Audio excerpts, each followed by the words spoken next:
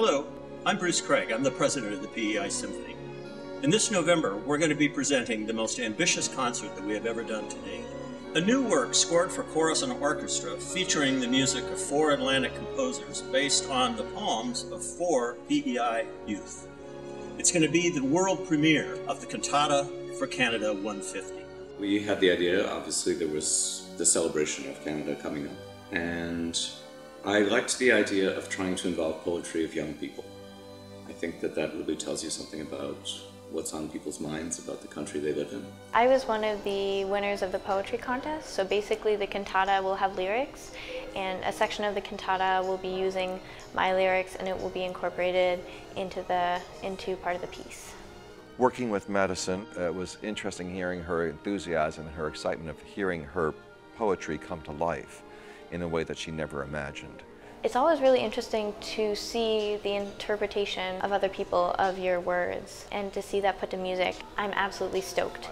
Working with her poem, there was a lot of allusions to musical references, words like waltzing and tangos. There was all these musical dance forms suggested in the poetry, which of course made it easy for me to work with that and set it to music.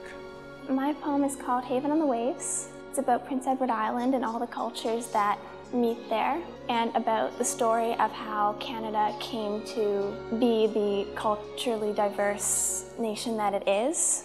It's going to be so much fun to see how it sort of comes to life with the music. You know, it's very rare to hear Canadian music featured, and in this case you're going to hear 4 different Canadian composers all contributing to the same work and performed on PEI for Islanders to take in. Personally, I'm looking forward to seeing this whole picture come together because there's so many parts, so many different participants. This cantata was such an intricate project.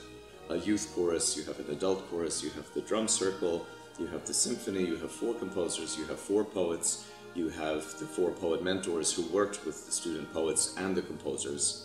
And then you have a lot of people sort of helping those people to talk to each other. We received the scores in September, and we've been working our way through the 4 movements with both choirs.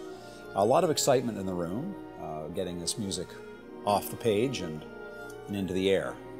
The symphony piece is really unique for us in that it is original music written by local composers. So that is a big step for us, and a very exciting step to bring this new creative music to life. There are not a lot of opportunities where there are young people who get to sort of have their voices heard in this kind of way. So I think this is a really great time to hear PEI's young people. Nobody knows what it's going to sound like. You can't you have to be a risk taker a little bit. There's an incredible level of excitement of not knowing what it's going to be, and then realizing how interesting the marriage of the poems and the music really is.